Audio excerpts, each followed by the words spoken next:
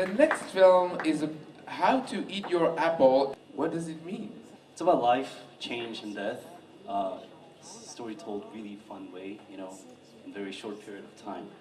And then definitely when filmmaking, I come with these ideas very specifically, you know, narratively, and then like from beginning to the end, how I'm gonna tell this story and camera angles and everything. But this one, I've got lots of stories and images like floating around in my head, and I was like, why don't I just mix everything up and poop it out, and so that the audience can, you know, make their own stories, and that's how I, you know, came. But you know, when I read How to Eat Your Apple, I thought, oh well, the original sin and Adam and Eve, and but it's not really that, is it? It could be that. I mean, definitely every single stuff and objects does have meanings and symbolic ideas behind it, but I didn't want to push that one idea to the audience, so it's really opening, you know, all the interpretation, you know, depending on the audience. Did you build every character and decide they would do this and they would do that, or is it something that you started and you made them up as it went on?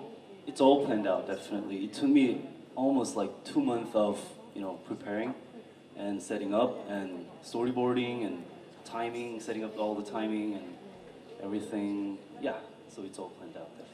And the film is so unusual. It's one of those audience pleasers. You know, in 1 minute and a half you have too short. Maybe not. Maybe you know, every story has its own length.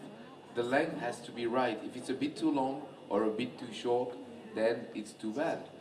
It seems that your film starts like a joke, is not a joke, but a visual puzzle. Then you're puzzled, and then before you get bored of being puzzled, it turns back into no moral. Well, this was Apple Core, yeah. Apple Core. If you had to change something in your film, what would it be?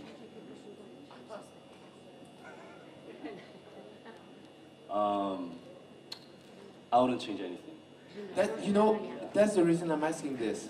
Some films have slight choices that you could make, and here it seems that it's so coherent that although it seems to be things that are going all over the place, it seems that everything matches with what is before and what is after. It's like a clock.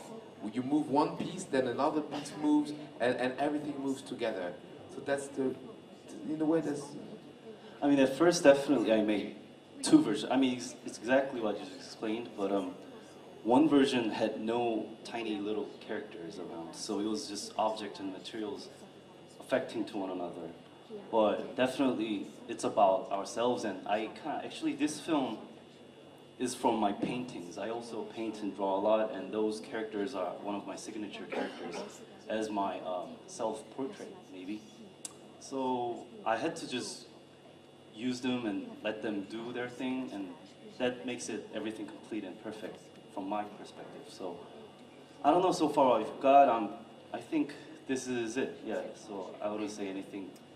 Okay. Thank you. We're running out of time. Thank you so much. Thank you so much for coming.